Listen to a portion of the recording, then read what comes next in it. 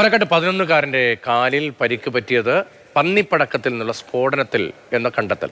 സ്ഫോടക വസ്തുവിൽ ചവിട്ടിയതിനെ തുടർന്ന് 11 വയസ്സുകാരൻ ശ്രീഹർഷന്റെ കാലാണ് പരിക്കേറ്റത്. ഫോറൻസിക് പരിശോധനയിലാണ് പന്നിപ്പടക്കത്തിന്റെ സാന്നിധ്യം കണ്ടെത്തിയത്. സൗണ്ടായിരുന്നു. അപ്പോൾ സൗണ്ട് കേട്ടിട്ടാണ് ഞാൻ വന്നത്. ഞാൻ പുറത്തേക്ക് ഇറങ്ങി നോക്കിയതാണ്. അപ്പോൾ കുട്ടിയുടെ കരച്ചിൽ കേട്ടപ്പോൾ ഞാൻ ഓടി വരിക ചെയ്ത്. അപ്പോൾ അമ്മയും കുട്ടിയും മാത്രമായിരുന്നു. കുട്ടിയുടെ കാലിന് ചോര വരുന്നുണ്ടായിരുന്നു. പിന്നെ എന്നിട്ട് ഞങ്ങൾ വെള്ളം കൊടുത്ത് അവിടെ ഇരുത്തി, ഒരു ചെയർ ഇട്ടിട്ട്. പിന്നെ ആ ചേച്ചിയുടെ ഹസ്ബൻഡ് എന്നെ വിളിക്കുകയാണ് ചെയ്തത്. ഓട്ടോയിൽ വന്നിട്ട് കൊണ്ടുപോവുകയും ചെയ്തു. ഗോകുൽ വീസുണ്ട്. ഗോകുൽ, എപ്പോൾ എവിടെ വച്ചാണ് ഈ സ്ഫോടനം ഉണ്ടായത്? പന്നിയെ പിടിക്കാൻ വേണ്ടി വെച്ച പടക്കമാണോ? പക്ഷേ റോഡിലെ ദൃശ്യങ്ങളാണല്ലോ കാണുന്നത്. റോഡിൽ എങ്ങനെ പന്നിപ്പടക്കം വന്നു?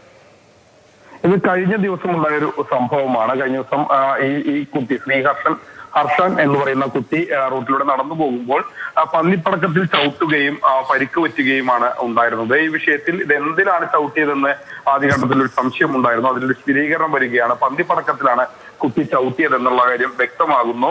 11-കാരനായ ശ്രീഹർഷന്റെ കാലിന് പരിക്കേറ്റിരുന്നു. ഇതെല്ലാം കഴിഞ്ഞ ദിവസങ്ങളുണ്ടായ സംഭവമാണ്.